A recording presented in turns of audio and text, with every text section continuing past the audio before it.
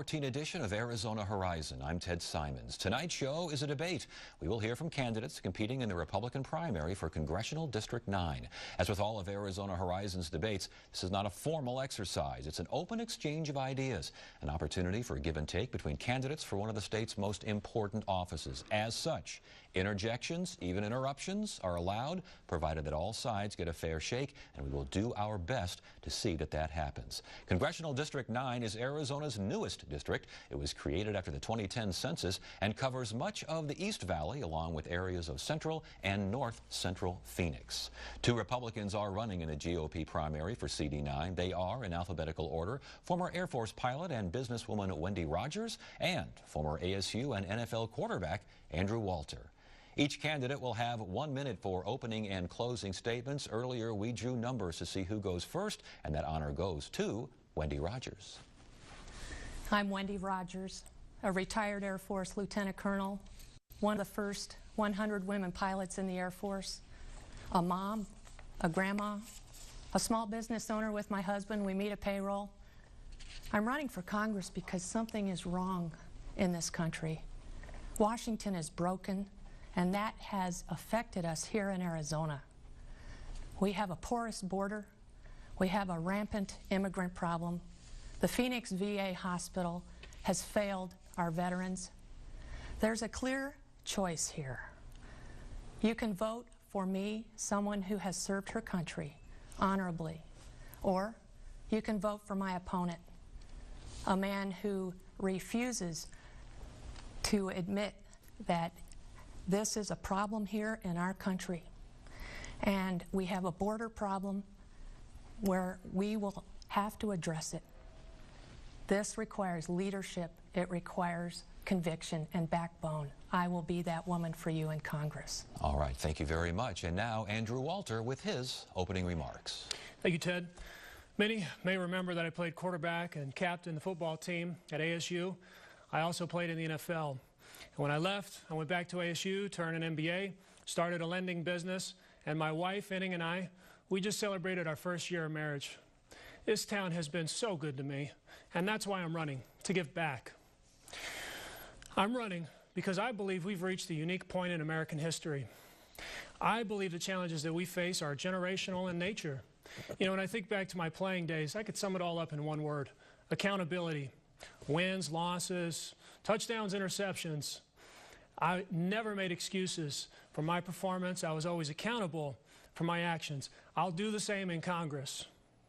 My opponent has spent tens of thousands of dollars viciously attacking me personally, my past, and she's being very dishonest about her positions on Social Security.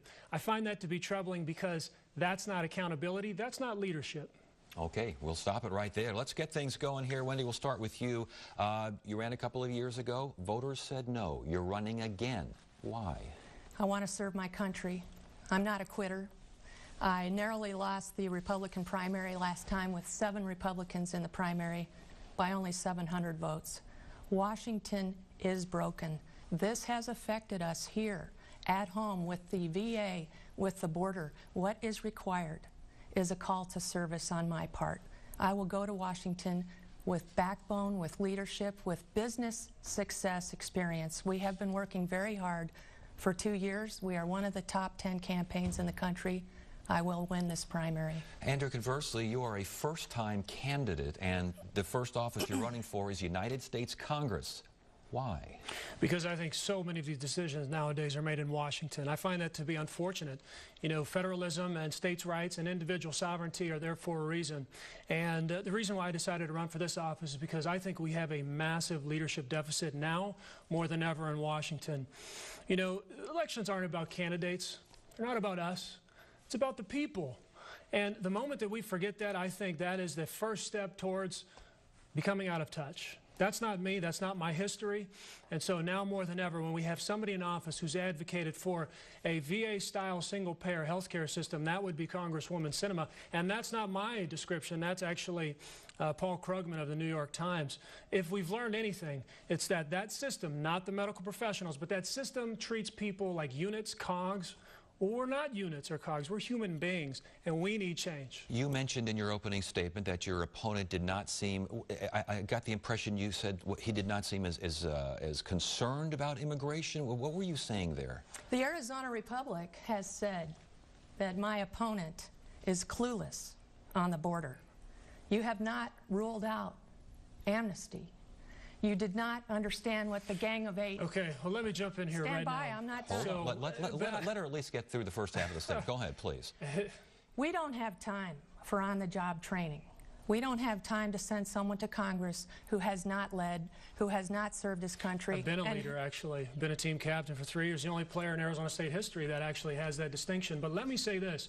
Matt Salmon has proposed a bill co-sponsored by every single member of our delegation that deals with immigration. So let me say on the record, in case you missed it, that I am categorically opposed to amnesty. Moreover, I take that next step and talk about specifics, something that I wish you did more of. With regard to amnesty and immigration, I have supported Matt Salmon's bill, H.R. 5053, which essentially reforms the William Wilberforce Act, and it allows the United States federal government to reunite these minors with their parents or guardians in their country of origin. So actually, I've gone the next step, something that you haven't done. So you are for reuniting these children with whom?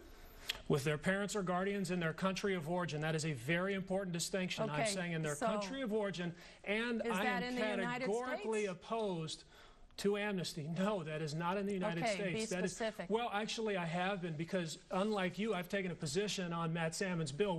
What is your position on that bill? Just curious. Do you know it? I know what my 4 positions are. So you don't know the Matt Salmon bill? That has been co-sponsored by every single member of the delegation. Please, give us your positions here. Absolutely. We must secure the border. Can we secure the border? Will you secure the border if you go to Congress? How will you do that physically? How will you acquire the political will? Well, if you're asking me a question, how will you work with other people to secure the border? Secondly, how are we going to handle these children that have come through? They need to be returned, as you say, to their country. How are you going to expedite that? How are you going to enforce the rule of law? By supporting Matt Salmon's bill. We have to enforce the rule of law. We have to secure the border. That's why I'm categorically opposed to amnesty. The 2008 human trafficking law, should that be amended? Well, like I said, Matt Salmon's bill, which deals with the William Wilberforce Act, which essentially deals with what you're talking about. It expands the scope to include countries from Central America. So that is an amendment essentially to that bill, and that's why I've been very outspoken and very detailed about my support of that. But the 2008 human trafficking bill, the aspect that most folks talk about when they talk about amending is streamlining the process and getting those children out of the country quicker or as soon as possible. Do you agree with that? Well, I think what we have right now is, what we have learned is that chaos and anarchy, that is not compassionate. I read an article the other day where a human smuggler said business is booming. We should weep when we see things like that. No, this amendment to the William Wilberforce Act would actually treat these children with the compassion that they deserve. And I don't have kids, but I can't imagine what it would be like to be separated from my children. That's not compassion. What we have now is anarchy. Do again, the 2008, call it what you will, this particular act, should it be amended to streamline, deport, get these children out of the country as quickly as possible? We should enforce the rule of law. Yes, we should send children back to the families where they came from. If we are a nation of laws, as we are, we have to enforce the rule of law. But right now the rule of law says that these kids need hearings, and those hearings can sometimes drag on for a lot of time. What people are saying regarding a variety of methods is streamline it, make it quicker. You agree? Yes. And what happens to these children when does it matter where they go, how you deport them? Talk to us about the logistics of something like this. Well, let's talk about how they came here to begin with. We have a commander-in-chief who has made it very clear to Central American countries that we are open for children to come here, and that they can come here and come through our border with no repercussions. We have to enforce the rule of law as it stands today. Otherwise, we will be beyond where we should be. Should the Deferred Action for Childhood Arrivals, should that program be defunded? Well, let me just say specifically with regard to overall immigration, because I think sometimes we get into the weeds. This is not just an issue for me. This is real life. I'm married to an immigrant. Her parents came here legally from Taiwan. That was a very long process. It took 15 years to get their legal status. Why is that? My father-in-law has his master's degree. Should that be the case? Look, the point is, this is not a political football for me. I've tried to be very specific about how we can actually expedite this situation that we have going on right now. But I want people to know, for me, this is something that I know very intimately, and I'm going to treat it as such. Specifically, childhood arrivals, dreamers, in other words. Should that, first of all, the deferred action plan, should it either be defunded? Basically, what I'm asking is, should these dreamers be immediately deported? Well, like I said, I'm categorically opposed to amnesty. So I know the president has taken executive action to essentially take the deferred action, what you're talking about, to allow the dreamers to be here in the United States. I oppose amnesty. The first thing that we have to do is secure the border and then take a step-by-step approach. That's the responsible thing to do. And that's a very difficult thing in and of itself. Securing the border has many different components. So I'm not prepared to have that discussion until we can actually do something right. How often does government ever do one thing right? That's why we need to focus like a laser. Dreamers, do they need to be immediately deported? What do you think of DACA, the Deferred Action Program? We need to enforce the rule of law, and we need to secure the border also. I agree. Right now, they are here in the country by executive order. Again, that seems to be the pattern now. Do you agree with that? I do not. So you would immediately deport these folks that were born here? We need to enforce the rule of law, whatever that looks like. Born elsewhere, raised here, they're called dreamers, but you say if the law says immediately deport. What does that say, Ted? If we have an executive action that allows people who weren't supposed to be here to remain here, what does that say? Where do we draw the line? Are we not a nation of laws? Where are we going to selectively enforce the law here and not there? We have to be consistent. She said immediately deport them. I didn't get a straight answer from you. Do you think they should be immediately deported? Well, I think we should enforce the rule of law, but I also think that the first step has to be securing the border. We have to recognize 40% of the people that are here illegally came here legally and overstayed their visas. My point is very simple. This is an incredibly complex issue, and that's why we need a step-by-step approach to solve it. As far as securing the border, define it. What does it mean? How do we know it's secure and we can move on? Many different components. So one part physical, that has to do with fencing, that has to do with electronic surveillance. Another part human, that has to do with boots on the ground.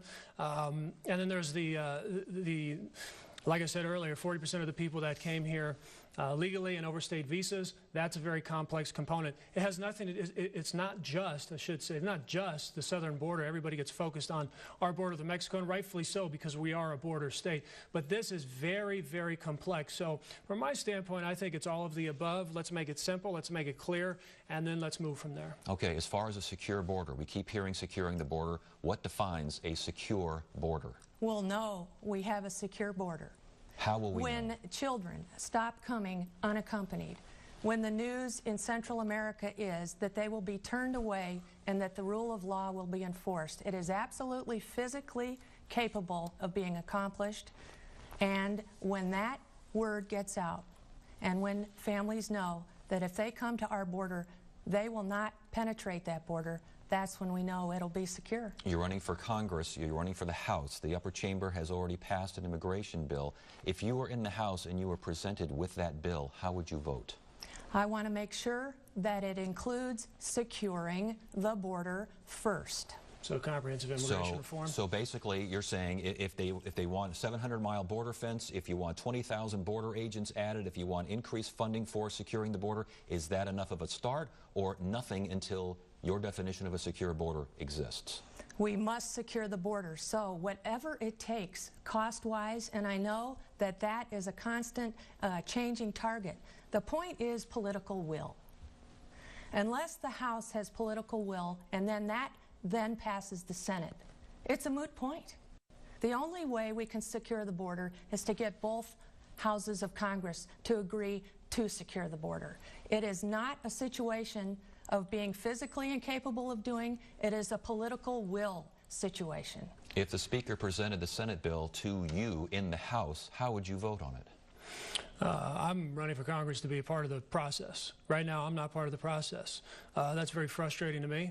That's why I'm here. That's why I'm sitting here. That's why I'm running. So I'm not going to speak to whether or not I would vote for the bill that came over from the Senate. I know there's been 300 bills passed from the House that deal with economic freedom and growing our economy that are now sitting in Harry Reid's desk. Do we have a crisis right now? We do. Does it need to be addressed today? It does. But I'm running in order to be a part of the solution. Okay, let's move on here. Should the House initiate impeachment proceedings against the president? Not at this point. Because? It requires high crimes and misdemeanors. I would have to be convinced that that were the case. What do you think? Well, the House has the power of the purse. And so I think that's the appropriate course of action. Look, when we talked about the Affordable Care Act and Obamacare and shutting down the government, my approach would have been very simple. I would have, in order to get change out of Congress, you essentially remove the ability for them to exempt themselves from the very laws that they pass. So I would have removed that exemption for members of Congress and their staff. You would have seen change so quickly. So my point in saying this is that we have the power of the purse in the House. And I think that's the appropriate approach to getting anything done. So not necessarily impeachment proceedings. Correct. Okay. Let's talk about the Tea Party. Talk about the Tea Party, your relationship to are you a member of the Tea Party? Do you support Tea Party principles? I'm not a member of the Tea Party. The Tea Party is an essential component of the conversation. The Republican Party, all components have come on board to support me. I'm a Wendy Rogers Republican. And when I say that, I have a special background that no one else has. Having served my country, having been and still am a business owner, a mother, a grandmother, I'm my own person. And what that means is that when I go to Congress, I will find people who are like-minded with me, who share my values of American exceptionalism, of getting government out of the way of small business so that business can create jobs, of knowing the value of life. Those are the kinds of values I stand for. If the Tea Party supports those values, then they support me. Tea Party member, Tea Party supporter, what do you think? Well, Tea Party, what does it stand for? Taxed enough already. So if what the Tea Party stands for is the fact that we're overtaxed, overregulated, burdened by a gross and overreaching federal government, then count me among their numbers. You know, I guess this is an area of distinction between myself and Wendy. Apparently, I guess you're not proud to be a part of a conservative movement. I am. I have folks who've endorsed me from the Liberty Movement, conservatives. I have a broad coalition as well, and I don't run from any of those people. I embrace folks that want to shrink the size of government and grow our economy, create economic prosperity for millions of Americans. Why don't you? I certainly count myself among the people that want to do that, balance our budget. That's one of the reasons why, again, going back to specifics, I have supported and I'll always support a balanced budget amendment to the Constitution. That will tie future Congress's hands. That's a step in the right direction. I also believe in term limits. Last point. The reason why I believe in term limits is because this was never meant to be a profession. I know you've run and lost multiple times since I was playing for the Oakland Raiders, but the point is this isn't meant to be a career. I'm the only one in this campaign that believes in term limits. Let her respond.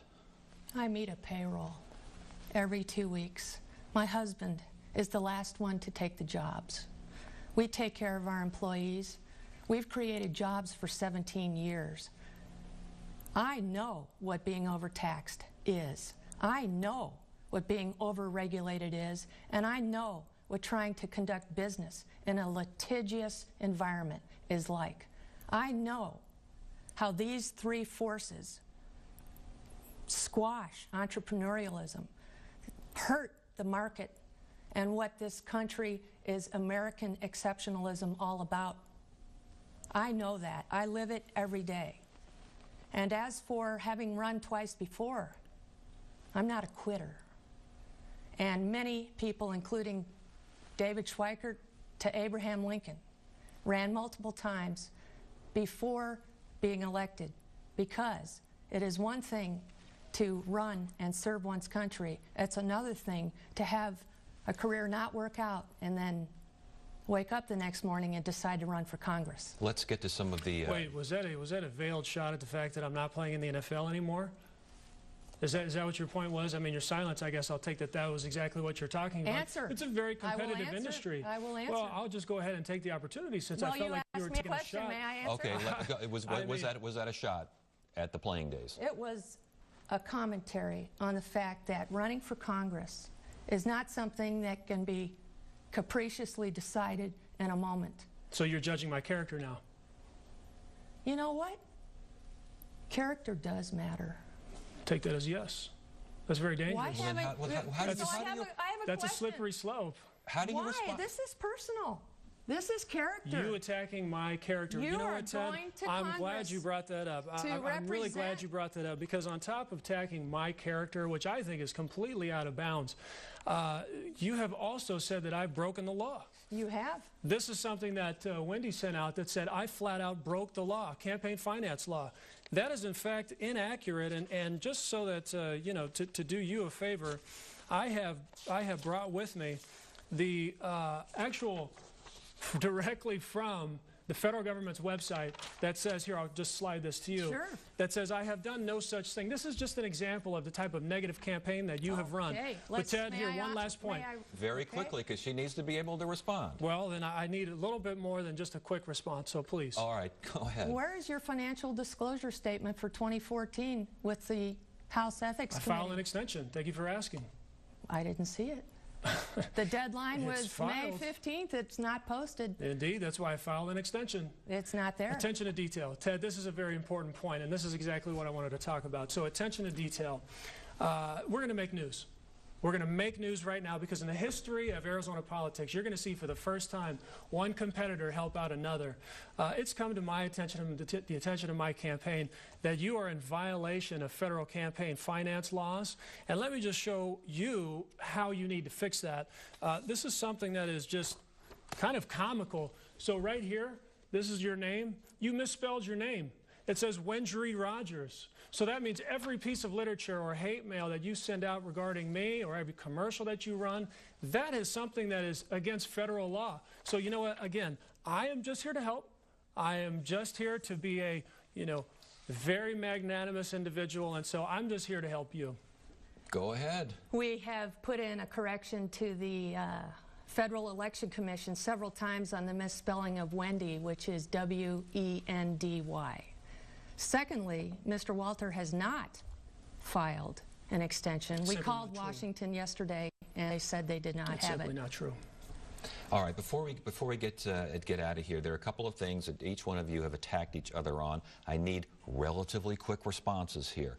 Why should Republican voters trust your business instincts? Home went into foreclosure, walked away from a mortgage, you got a business degree, you got a career, and at least they had some experience in banking. Why should they trust you after that incident? Absolutely, because you're not going to be able to vote for a perfect candidate in this election. You know, the beauty of my campaign and what I stand for is that I'm accountable for all my actions, good and bad, touchdowns, interceptions. I don't make excuses for them.